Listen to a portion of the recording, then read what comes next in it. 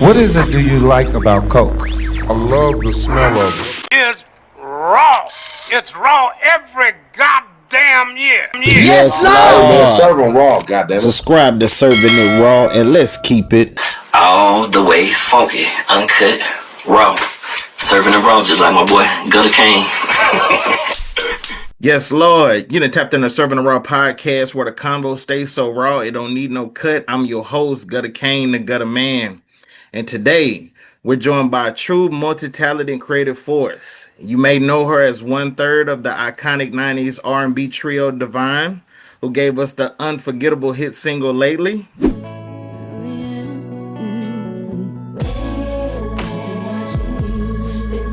Beyond her success on the charts, she's continued to shine as a singer, a songwriter, an entrepreneur, and author, using her artistry and her voice to inspire others. Serving it raw, I want to welcome Nikki Bratcher-Beasley. How you doing? Good. Thank you so much. I really appreciate it. That was a awesome welcome. I appreciate it. Oh, you're more deserved on that one because we definitely fixing to get in and give you your flowers and let people know, what y'all actually did as a group. Because like I said, it doesn't matter how small or how big a situation is, everybody contribute to what we call R&B and what we call hip hop. Absolutely. Absolutely. I agree. We definitely put our stamp on R&B history. I mean, we'll get into that in the questions, but we definitely put our stamp on there. So I can say it for the rest of my life that we made number one. A lot of groups, a lot of artists out there today still haven't made number one. So we get a chance to have that accolade and wear that on our head. So I'm That's good with what's that. yes, I'm and, good with that. and I want to give a shout out to Kia and Tanya as well. Oh, Okay, absolutely. yeah. My sisters in song. Yes, absolutely. Couldn't have done Alrighty. it without them. I mean, like you said, it's a group and collaborative effort. The nights we've spent in the studio, the nights we spent traveling, tour buses and everything else, we put our work in for sure. That's what's up, man. Hey, well, we definitely finna let the new generation and the new era know what all y'all contributed to and everything that y'all did. Okay, so we're gonna dive into these questions. So I know you, Kia, and Tanya were from different cities. hmm Okay, and y'all were brought together by the manager. So can you tell me first just where you're from, and then can you share a memorable moment when y'all first realized the three of y'all had real musical chemistry? Yeah, sure. So I'm from Irvington, New Jersey, right? So it's Okay. right outside of Newark, right in between, by East Orange. We borderline all those major areas there. And our managers were from Brooklyn and the Bronx, Okay. and they were a team, and they were auditioning girls. We were like music magnet kids, right? We went to school for music. Hmm. And then the producer goes, "Hey, I know this guy who's looking for a girl group." Out to Irvington in my living room, and that's where I auditioned for them. And so rehearsals were in Inglewood. That's where Kia's from. Okay. So very first rehearsal, we went out there, drove out to Inglewood, which was far from Irvington. I don't think I had been out there, beforehand. And we sang as a group, and the harmonies were just on point. And that was it. And we were a group. We were a group. I was number three to join the group. Kia was Okay. first. So you were the last one. I was the last one, but okay, not technically. All right, so here's the story, right? Here's the story. Kia was the first, right? And after Kia, another girl joined the group. Her name was Tia. Ah. And then it was me, right? And then somewhere in between there, Tia was no longer in the group, and then Tanya came along. So Tanya is the next to the last Technically. Okay, I because got there you. was one after Tanya. Okay. Okay. There was one after Tanya. All right. Now, looking back at the late 90s, okay. Now, Divines, y'all lately just seem to take off overnight, because I remember when I first heard it, and then it's like the next day I went to school, it's like everybody was just talking about it. And so, what was it like for you? Because you were 18 at the time, right? I was. I You were was. okay. So, how was it like for you being 18 and then you just suddenly hear your voice on the radio across the country? It was it was magical because I know you said like, overnight success, right? But it was months, year in the making, right? So when we Okay. came together with all of the rehearsals and stuff like that, and then when we had lately, the team was already working on setting that song up to the radios for the release, right? So it takes a lot of working with the radio stations, to set it up. So when the song came out, the stations were already supplied with the song and they were just ready to go, right? So it was the preparation that went into setting up the record was like not an overnight thing. It took months to do that. So I believe with the first time we heard the song on the radio, we were in Chicago and I think it was WGCI. We were in Chicago and we were at the radio station and they debuted lately. And that was like amazing. So we had a really great time there. And then from there, like the song just kind of like took off. Okay. What was the first time was that the first time you heard it on the radio? Yeah, yeah. That was Okay. the first time we all heard it on the radio. We were together in Chicago. Okay. All Colby did too. right. How'd you feel about that? Oh, it was good. It was surreal. It was like, okay, we knew what we had, but we didn't know what we had. Like we were at this radio station. We knew where we were just three talented girls and and here comes the song and we're celebrating, but it was like it was really surreal. It was really surreal. I think it became more real for me when I got home. And I'm back in my community and then my friends and my tribe and guys on the block and my girlfriends from around the corner and they're like, Nikki, that's your song on the radio. That's when it became real for me because that's people who know you and they're just as excited for you as you are excited for yourself. So that's when it became like huge for me. Got it, got it. Okay. Now, well, the late '90s was a unique era in R&B. You had so many girl groups emerging at that point. Yes. So, what do you think made Divine Sound stand out in that crowded space? I mean, because you did have a plethora of Yeah, so many great girl yeah. groups, right? I think for us, our sound was just more, I don't want to say eclectic, but we weren't really trying to do like crazy church riffs and we weren't trying to do, even though we could. We Mm, were just really kind of just singing and laying it out there, right? yeah. And then we were the girl next door. Like, um, I think our sound coupled with our image is what made us different. Because we Gotcha. weren't trying to wear like the heels and we weren't trying to wear the real trendy clothes. We were trying to find something different to bring to the table. And it's so funny. Like I told you, we just moved into our new home and I just found a bin full of Divine clothes, like all the stuff that we were in like try video and like you really couldn't mix us up with another group. Okay. Yeah, because when I saw lately, y'all were in the Bayou, right?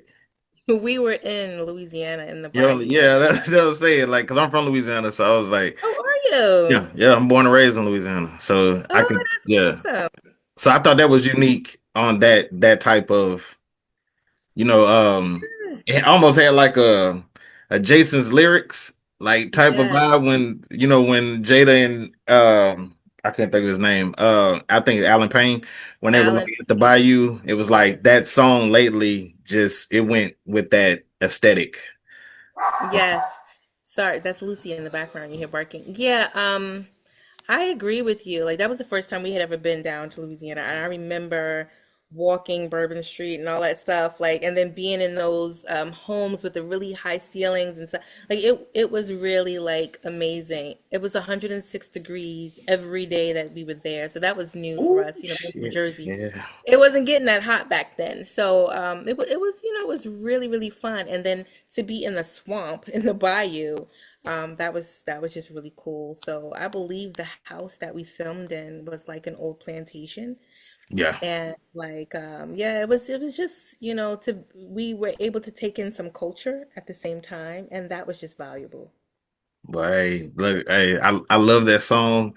Actually, I got I have two partners actually from Jonesboro that actually I'm at three, my bad, that did a song to that instrumental. So like Get out of here. yeah, You they have to did a play it song. for me one day. It was like a weed song too. It's like, but so the Fairy Tales album was our only studio project as Divine. But obviously it's still loved, by all R&B fans today. Which song from that album holds the most personal meaning for you and why? I think My Love for me, there's a couple. There's Okay. My Love and then Sweet Essence is next. So My Love, I wrote that one. I mean, I just had like, being young, all you see is like, your friends with the up and downs, this relationship that my friends were going through. They have these relationships. So My Love was very special. That kind of also proved to me like, hey, we have the chops to write, and to release and to be out there in the world. So that was symbolic as well. Okay. The second one was Sweet Essence. So that one was written by India Ari, and she came over to the studio. We were in New York. I was late to the studio that day. I don't know what I had going on, maybe school or something. I don't know. And I was late to the studio. I got there, I don't know, maybe like 10 p.m. or something. And India Ari, she was already in the studio. The girls were already practicing the song. And she was like, well, why don't you sing this? Let me hear you sing it. So I started singing the song, and she was like, that's it. That's who I want to sing this song. And I was like, okay, like Yeah. it was really cool. It was a very cool experience. We had the whole choir out there. We had the whole band. It was all live instruments. Um, Many record executives were there, and like it was just a really fun experience. And again, like by this time we were recording so much, it was just easy for us. But Sweet Essence was the first one that we brought in an actual choir, and we had live instruments before, but that entire song was just live. Right, Okay. so that song was just it was just amazing, and India Arie did her thing writing that song. Damn. All right. Shout out to NDRE. She Yeah, is a talented musician. she's amazing. Before I actually get on this one more try, the Okay. cover y'all did of George Michael, do you think, well, let me rephrase that. What song do you feel should have been the next single after Lately? Because obviously the one more try is what it was, but do you think that was the route that it should have went? At that age, they don't take our opinion in consideration, like so I mean, but looking back, Okay, I'm like, okay, amongst you three, amongst you among us three, three, yeah. Did y'all ever be like, hey, maybe we should? I wish it was maybe this single. we talked about it as as a group. We always felt like it should have been a song that we all co-wrote, right? Okay, Because we had a couple of great songs on the album. From myself, I believe that the next song should have been Sweet Essence. I thought it would have been a great follow-up to Lately. And again, like it was an original song, okay, whereas One More Try was a remake. So I've always felt like, I mean, there's nothing wrong with remakes, right? I guess the one yeah, little girl, she remade our song, but we were still establishing ourselves with Lately. And Lately was so big, right? So to come out with a remake, continue to ride that wave, right? So I felt like Sweet Essence would have been like the next one. okay. It wasn't ready yet. That song was gold. That song was certified gold. But that song, Hold we did on. not. One more try. Yeah, but we didn't get that recognition because we'll probably get into it, but it was a lot of stuff that happened. But One More Try was gold on its own, Yeah. but we didn't give it the attention that it needed because that song was already so big. So it deserved more attention for sure. Okay. And so now I'm fixing to dive in. So the cover, your cover of George Michael's "One More Try" was a bold move. Okay, so I give that. And so um I guess how did the group decide to record it? What was the approach that y'all tried to have making it your own? Yeah, One More Try was very intentional. It was very intentional. We were the label we were signed to at the time was head by Ruben Rodriguez. He worked the George Michael album when the Faith album when George Michael came out. He's Okay. responsible for so many great people, and that Faith album for George Michael was just, it was a game changer. He was the first white guy to really cross over into urban. Mm. Everybody's trying to cross from urban to pop. George Michael came pop to urban, and it was just an amazing, amazing feat. So Ruben working that album had an affinity with that song and wanted that song to be our remake, you know. So that's how that song was chosen. Okay. We did that song with Denzel Foster, Thomas McElroy. They're responsible for In Vogue's sound. And we went out to Oakland and recorded with them for George Michael's song. We did a couple songs with them, but George Michael, that was the big one. Okay. All right. Well, let me switch gears here for a second. Because obviously, I know the success of Lately, as well as the George Michael cover, was I felt like it could come with some intense pressure. So as at such a young age, okay, because we're talking 18, all right.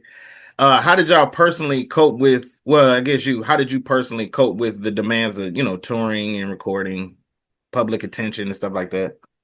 Yeah, you definitely need to have support, right? I had support. My family was there supporting me, and it Okay. was all really new. Traveling the world.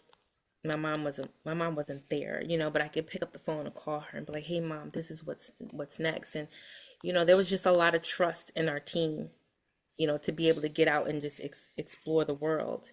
So I never really felt pressure Okay. from that standpoint, but there obviously was. There's always pressure to look good. That was the pressure. I was Now I'm really getting into something, right? So there was Tanya, Kia, and myself. Tanya, Kia being they were like slim, size 0, size 2 girls. I was a size 6 girl, right? So at size 6 today, you hear 6, you're like, oh, that's not big at all. But back then it was big, standing next to Kia and Tanya. So my pressure was more so with my parents. How did I look? Always having to look good, and then to wear my weight well,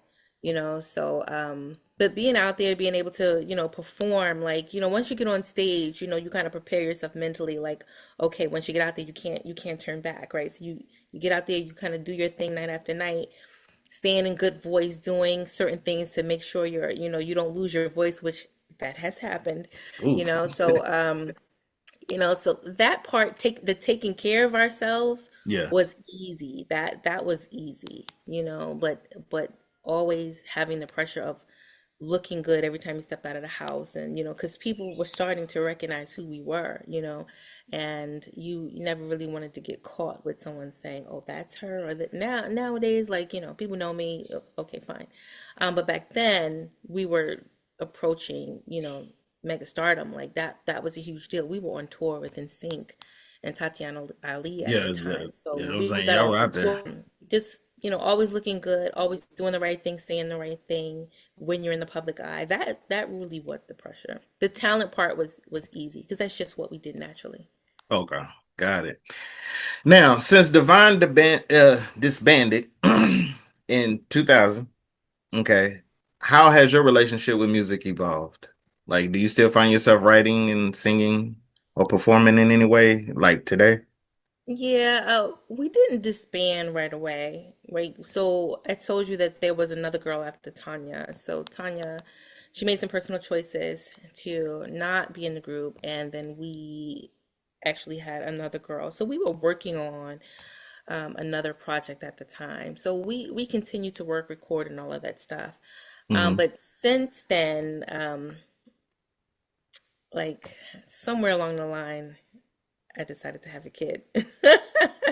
Okay. Um, we got I married my husband, and we had a son after, and then 6 months later, boom, pregnant again. My next baby was coming, so I took time off during that time from music, and just like I don't know everything that happened with Divine. I think we all coped differently.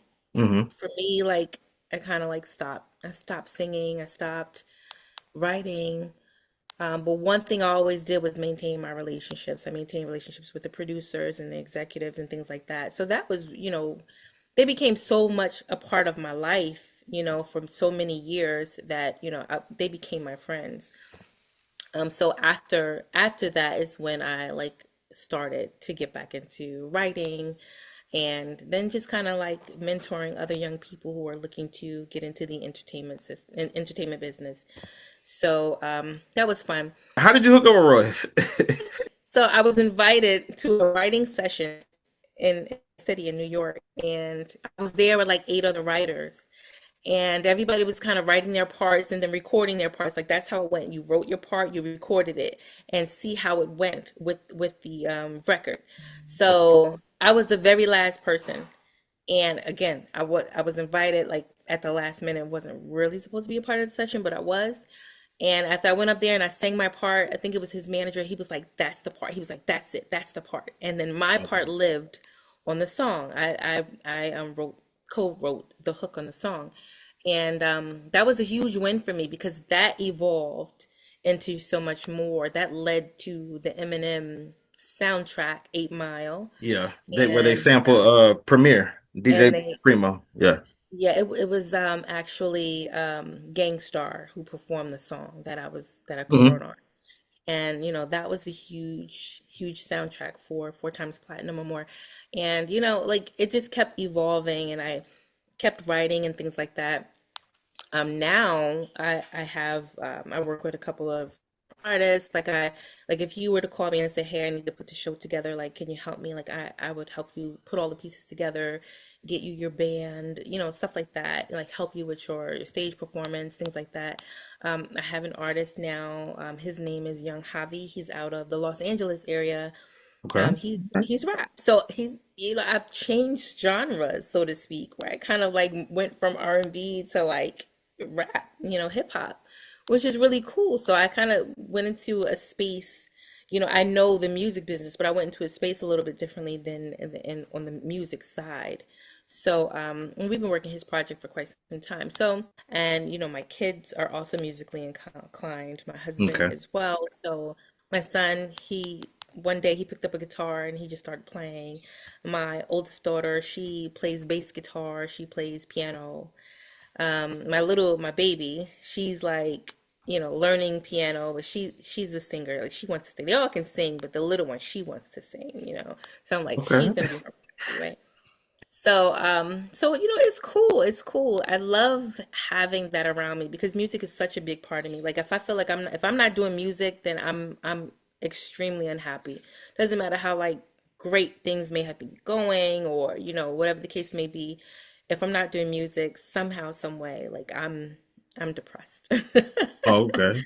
Now, okay. So let me.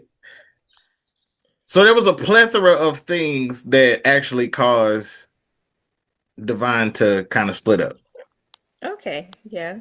Okay, I just want to. So with that's accurate because I mean, it had the label probably the label shut down or was shutting. No, it wasn't really the label shutting down. Like we really did have the support of the label, to be Okay. honest. The issue was our name. We were sued for our name. There was a gospel group out of the South who said they owned the name, and they sued us. They won, but we Okay. did try to come to an agreement to allow us to continue to using the name, and they said no. So this is why, like a lot of streaming platforms and things like that, you don't hear lately because the distribution at that point, we had to cut the record, Got right? it. Got it. So Okay. Okay. So that's the that's only reason why. It wasn't because we just dropped off the face of the earth. So we had to resurface and, re-release under a different name. And we could have used like Divine Lately or Divine something, but we had to like change it a little bit. And during okay. the process, like I said, Tanya made different choices and we had someone else, you know, and then we changed labels. Then we changed Okay. labels. But Got it. we had the support of the label. But I really do believe like people did not think that Divine was going to blow up as big as we did. Lately was going to blow up as big as we did. And once that happened, now we had a lot of chiefs, lots of chiefs, and everybody wanted, some of that. And it was hard for people to just come together to make that happen again. So the first mistake was the name. That was the first mistake, and that if that didn't happen, Divine would have had a subsequent release after that for sure. Okay. Well, now, I want to ask you this because I know now you have you're an entrepreneur. So I'm Yes. gonna start with that. So, so you've opened your own beauty supply store. I did. Yeah, I did. I have a beauty supply store.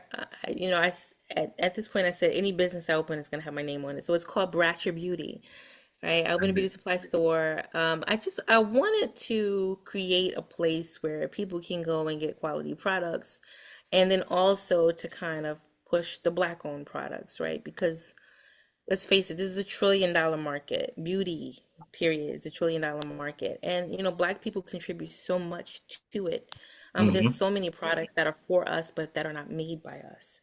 And that's the truth. And so my store does highlight a lot of Black-owned products. But then, there's also that we use on a regular basis. So I have a little Bratcher Beauty, and I love it. I love it. Okay. All right. And then not only do you have your own beauty supply store, you're also an author, and you released not Wifey Material. So, what was the meaning behind the book? Okay, so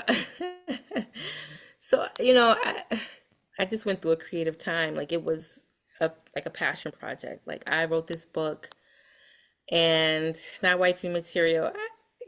I don't know why. It was just something on my mind, and I was like, let me put these thoughts to paper. And then it just started to evolve into a story, and it kept evolving into a story. And I said, well, let me make this about three different women. So it's about three different women and the things that they do or things that they experience in a relationship, with their spouses, with their husbands. So they're all married. One husband is abusive, one husband is like a serial cheater, and the other one is the good one, the provider, right? And it's Hmm. how each of the wives deal with their situation. So it's kind of like taking on, multiple personalities of a married woman. And so I released my Wifey Material, and I remember when I released it, I was just so excited to get it to market. I released it, and the book had nothing but errors, just all kind of errors. So I had to pull it back and Okay. re-release it. I hired someone to come in, and she like, got everything together, and I re-released it. So now, it's out there. And then it was so popular that I released a part two. Okay. And so I have two books out there, and I've been like working on part three. But it. Let me just preface all of this. Well, now I said it all, so I can't preface it. But let me just, say this: it is fictional. Okay. Did It's you fictional, did you y'all. read it? Okay, it is fictional. Obviously, I'm wifey material. I've been married for 20 years, coming up in October. But it's a Congratulations. fictional book. It is a urban novel. It's about love and it's about loss and it's there's some exciting stuff and there's some racy stuff. I don't want my daughter reading that book. Let me just say that. So she'll probably sneak and read it. But yeah, the third book I was actually working on an audio version of all parts, part one, part two, and part three, and so that's what's been in the works.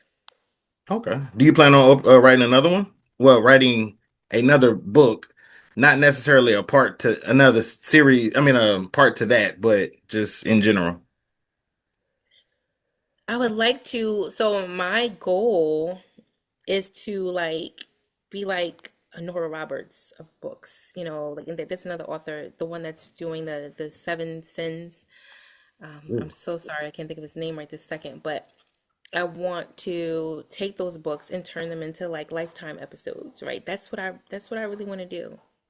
Okay. Oh, shit. Hey, see, at this point, you could do a lot. You could put on Tubi, Amazon Prime. So I would definitely look into that if you did that. Tubi, yeah, like look, people are doing it. People are doing it, and I know a lot of great people who would be willing to help me out with that. I think right now I have to be 100% invested in it, and Mhm. I have to have the bandwidth for it. So it's like Okay. once I get to a place, I'm ready to take that and, and get it going. But that's really my goal. Like I want to take my short stories and turn them into Lifetime movies. That's what I want to do. Okay. All right. Okay. I also have that. Now, this question right here is my top question. This is always my most difficult one as well. Okay. What is Nikki's top five favorite singers Okay. that are alive? Okay. Top five. So first is Aretha Franklin. Oh, all right. Shout out to Aretha. Second is Whitney Houston. Whew. Okay. All right now. Third is oh gosh, Harold Melvin and the Blue Notes. What's his name? Teddy Pendergrass. Teddy. Teddy. Turn Fourth, off the lights. Mary J. Blige. Okay. Oh, damn. All right. You got one more left. That's a solid. Faith Evans. Damn. All right. Faith definitely Faith doesn't Evans. get. I don't think she get as much praise as she should need to be getting. She doesn't. Faith, like for Mary, of course, everyone aspires to be like Whitney, right? Oh my God, Whitney Houston. And then Aretha Franklin and Teddy Pendergrass, to me, they're like storytellers when they Yeah. sing. They don't ever sing the same one song the same way every single time they get like they just kind of like they put the story out there, right? And that to me was just so intriguing. And then obviously with all of Aretha's other vocal abilities, like when I would sit and sing, I would sing a Whitney Houston song because I wanted to learn how to tell a story and riff and things like that. And then when Mary came out, Mary, she made me believe that I could do it. Like she made me believe I could be famous. I could do this. She was the girl next door. That image, everything that they wanted to accomplish with Mary, they did it, right? So I wanted to be like Mary. But when I heard Faith, that's when I that's when my sound evolved because my sound was similar, and I started to practice Faith, and that's, I knew how to riff, but like just having the sultry sound and embracing my falsetto and things like that, like, and Faith is so dynamic. She's dynamic not just on the soft, but the full voice sound. Like she to me Faith is like she's like one of the ultimates. She's Oh from yeah. where I'm from. She's like from Essex County. Like there was just so much to her that I absolutely love. So she's my ultimate. She's my ultimate. Gotcha. Gotcha. I can see that. You was one of those individuals back then. You were one of those singers too that used to rock the short hair look, Oh yeah. and it fit you so well. Like I saw you in the magazine, like you, I think it was a Word Up Yeah, in word the up. Word Up magazine, like back, and I was like, dang, that like I felt like that was kind of like your look. Did the industry ever try to change your look, like you? Because you remember when Mary first came out. They kind of like Mary, Escape, all of them kind of had like the boots with the short hair. It was kind of like the tomboyish type of. We wanted the girl next door look. We Okay. wanted, we're from the city, we're from the hood. Like we wanted to have that, labels everywhere. We wanted to have that. So, we'd be on tour. Everybody had on all of the, Tommy Hilfiger polos. We didn't have that Yeah. on, like, so we wanted to have that look, that girl next door look, but they were like, no, that's not who you are. Okay. And we had one photo shoot and I put on a wig. And they were like, what in the dang world? And I mean, it was cute. It worked for the shoot for that one time, but they were not happy. And I think one other time I showed up, like we were like on a break, but we got contacted by it was YM magazine, Young People's Magazine, Yeah. and we got contacted. We were getting an award from them, and they were like, "You got to get to the city. Let's go." So I got out there. I had a weave. And my manager was so mad. She was like, "What is this in your hair?" But the short hair that really was my look. And thank you so much for that compliment. I Oh I yeah. did think I looked good with my short hair, and people would recognize me, especially because of my hair. They knew like that was the girl from Divine. So that was really cool. And whenever I would go out and hope to see Holly Berry, that kind of thing, like with the short hair affinity kind of thing. But yeah, the short hair, that was my look. I loved it actually. I loved it. It was very easy to maintain, and it was cool on the road. Yeah. Yeah, you did that. You had the little streaks in there and stuff like that too. Yeah, Yeah, that was lovely. yeah. Well, if you could speak directly to the fans who still play lately and share Divine's memories online, what would you want to say to them today? Oh my gosh. I can't say thank you enough. Like our song lives, it lives even today. And it's because, there are radio stations out there who still play lately. There are people out there who still like stream it. They still have it. Like I'll get messages in DMs with pictures of the very first record and stuff. Like that stuff is really cool, and we didn't just die. We didn't just drop off the face of the earth. The music industry is a very legal industry driven as well. So there's so much behind it, so many politics behind it. And obviously if we knew then what we know now, we'd still be making music. And, Kia and I just had this conversation like, are we tired of the narrative, like one hit wonder, like we were out at one time, Yeah, I just was drop off. gonna. Like, are we tired of that narrative? Because the thing is, like, we can change it. Like, we can change it. But it takes nothing to go and record a song and put it out and say, hey, so now you can't say we were a one hit wonder at all anymore because, we can do it again. We have the resources to do it. We know the people to do it. This is an open market even today. Like, any artist right now can release music and, have their music live on the web, right? So, Mhm.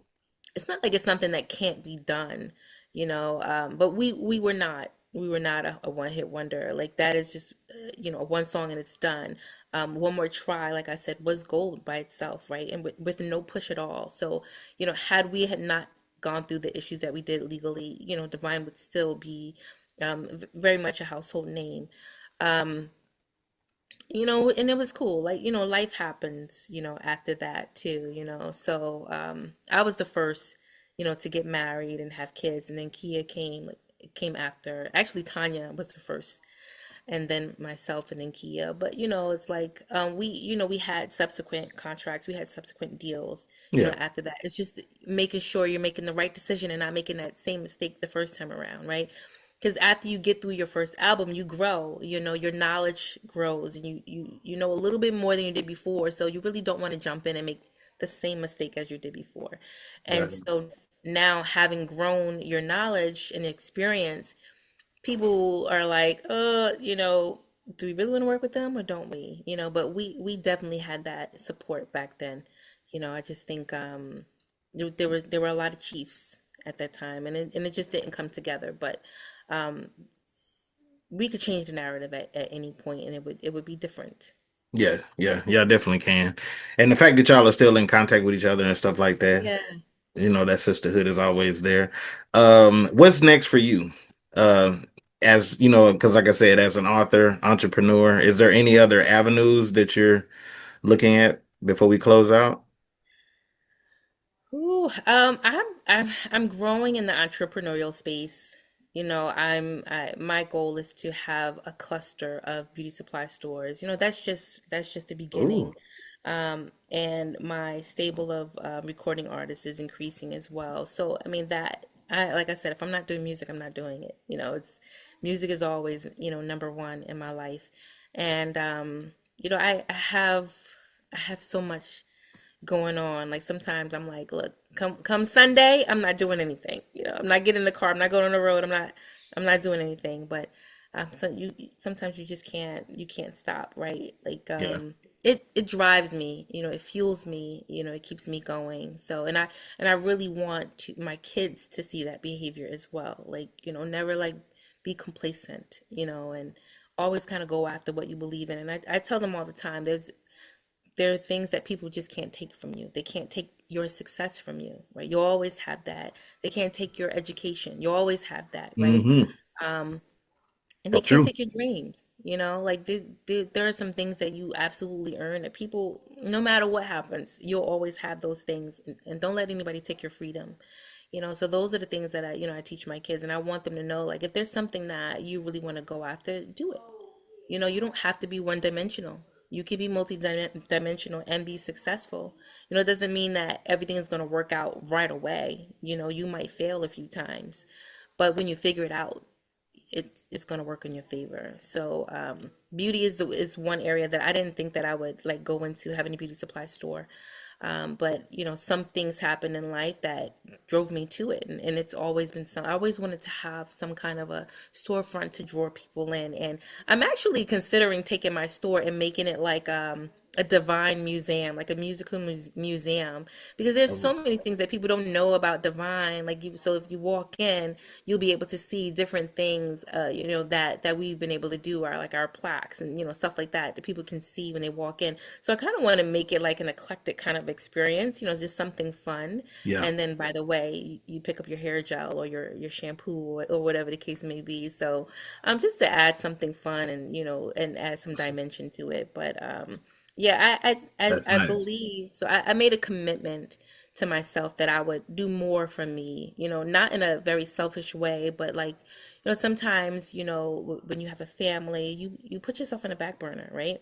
Yeah. You don't really every decision that you make is like for your family, for your children, things like that. So I made a commitment, like, like I was a part of this group that was like really great, and like I don't have to hide that. I don't have to live behind that. I can still continue to live in front of that and tell my story. So, and it's so funny, like it's just faith, right? Because right after you sent me a message, and I just happened to be on Instagram. Yeah, So you hit me back the fastest anybody has yeah. ever scheduled an And interview. And listen, like people message me all the time for stuff. Like I get invites pretty often, and I don't always do them, for whatever the case, bandwidth or whatever the case may be. Sometimes I forget to respond, but I happen to be on Instagram. So I was like, oh, this is cool, after like having that epiphany, I'm gonna do more, that kind of thing. So it was Like, pretty cool. So I I'm thank you for glad. that. And I thank you for that. Yeah. Yeah, I'm so happy because like when I sent I sent the message to you, and then like I said, I sent it to Kia, and but nobody has ever scheduled. Like most people, when they'll respond, they'll say, "Yeah, I'm interested," or something like that. And it's like the notification I got was that you scheduled the interview, and I was like, "Oh damn!" I was like, "That's the fastest I've ever had anybody." It's Um, cool, like, and it's flattering. Someone wants to commemorate you for the hard work that you did. It doesn't matter how long ago or how most recent. Like, yeah. not everybody, gets that opportunity, and not everybody wants to take time out of their busy schedule to tell your story. Like that's a big deal, and I think that you should give people that opportunity if they're willing to do it. So thank you Oh, you for it. look, you're more than welcome. From Serving the Raw and Gutter Cane, I want to Mhm. give you your flowers. All three of y'all, but since I'm interviewing you, I want to give you your flowers. I think that is actually the meaning. What you said is the meaning of my podcast is because I feel like every bit of anything is what has made R&B music what it is, what's made hip hop what it is, and stuff like that. And I think that a lot of times we do pay so much attention to the bigger names, but we never pay attention to the names that, those workers that actually put in, you know, their heart, their love, their sweat, their tears and stuff into making this what it is. And so Divine, like I said, that I grew up on the group. The song was I think it came out in 98, so I was in 10th grade. 10th grade. Yeah, I was Mhm. in the 10th grade when it came out. So, it was one of those, it was just one of those songs that just, you know, every I don't know, it reminded me of like it was like a newer version at that time. It was a newer version of Otis Redding. Oh, you froze. Oh, Newer version of what? Otis Redding's sitting on the dock of the bay. Let me ask you a question. Did you come up with that by yourself? Yeah. Why you say that? People say that. People say that it's like sitting on the dock of the bay, Otis Redding. People compare that song to that all the time. Well, listen to the lyrics. I mean, the chorus. Watching the tides roll away. Yeah, yeah.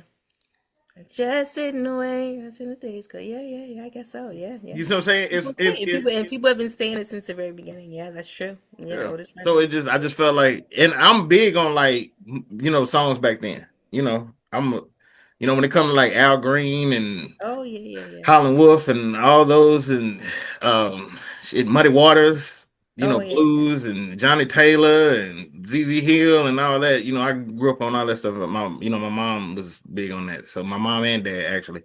My dad more because he was a musician, but Oh, nice. yeah, he was a singer. And so Wonderful. yeah. Actually, so my dad is the uncle of Shatasha, who Shatasha did the chorus for the Thuggish Ruggish Bone for Oh, Bone. it's the thuggish, ruggish Yeah. bone. So that's my first cousin. Yeah. I So love it. I yeah, love it. so We've had some, I don't know if we had some encounters, but like we've been in spaces with Bone Thugs and Harmony. We've been in spaces, yeah, which is really cool. We spent a lot of time out in like I've LA. seen some of the pictures that y'all have. I'm like, man, y'all was rubbing shoulders with some people. I have so many more. Like I have so many more. But like back then it was a time for magazines. Now we have the internet. You know what I mean? So it's like if you didn't grab a magazine, you wouldn't have seen it. But here, it's different. Like, you got your smartphone, take a picture. Back then, if you had a flip phone, Yep. I'm dating myself. You get those two-way pages. So it was a little different back then. So yeah, yeah, it was a lot of people, a lot of great people we met along the way. A lot of great people. Well, hey, this is a safe space for you. So anything that you're working on, whether it's a new book you rolling out or music or anything, please stay in touch with me. We can always, Absolutely. do something like this again, okay? Absolutely. No, and thanks again. Like I said, I can't say it enough. This is fun. I love doing the interviews. So, like, kudos to you for bringing light to that time. And there'll never be another '90s and 2000 era of R&B. Like that was our explosive time. And music continues to evolve. And I love how music evolves. So, I'm here for all of that different rap, different so I'm here for all of that. Like if you can't see the value in what music is now, then like okay, maybe you've aged more than you wanna believe, but I love it. I love to see how young people's ears change, right? Because they're gonna dictate what's hot right now, whether Mhm. you like it or not. So you have to build that understanding. So I mean, I love that, but there'll never be another '90s 2000 R&B era as great as it was then. Yeah. That was the era of groups, boy bands, girl groups. That was the era. Maybe it'll come around again, but that was our generation, right? So that was huge for us. That was huge. Hey, let me ask you a question real quick before we close out, but before we leave. Do you think that R&B has taken such a hit because they're not going back to the churches? Because I feel like a lot of the singers from the '90s all came from like church. They were singing in churches. I think people are just trying to keep up. I think people are just trying to like just kind of like stay with the times. I don't think it's you have drill music, you went through the time with the mumble rap. You have all that, and so people want to stay relevant, right? Hmm. So I think that's the reason why people are not really heavy on R&B. Like people who love R&B, they're our generation. That's just what it is. And it's the younger generations that are really buying and listening to music, not really our generation as much. So I think that's why people are not making music that the way they were then now. Now, it's not to say that it's not coming back because I know that artists are doing it and they're pushing for that to come back. And some music, obviously, I listen to it, but people are just trying to stay relevant. They're trying to stay current. People are trying to stay current. That's really what it is. Okay. All right. Well, I want to give a big shout out to all my viewers and listeners for tapping in on another episode of Serving the Raw. Hope y'all enjoyed the ride. If you did, go ahead and hit that like and subscribe button and drop a comment below. Let us know what you think. You can always catch us on all your favorite streaming platforms. We will be back with another fire episode. And until then, I want everybody to enjoy the weekend and stay solid. Can you let people know how to reach you if they, want to reach you for anything? Yeah, I'm on Instagram, officially Nikki of Divine. I'm on Instagram. You can go to my website. I think I have a million websites. Go to bratcherbeauty.com. That's the website for the store. You can also just reach me at nikkibratcher.com. So plenty of ways. My number's public. Please don't spam me. But yeah, so best way to do is just hit me on Instagram and officially Nikki of Divine, and I'll definitely respond if I could. All righty, and everybody, I will have that back down in the description. And I want to thank you again for being my lovely guest today. I was so excited about this, and so and like I said, like we're always tapped in. So anytime you need me, just let me know. Absolutely, thank you so much. All righty, I'll talk to you later. Okay. Bye. Just make sure the coke fire. Told the jeweler cut some links and bring the gold higher.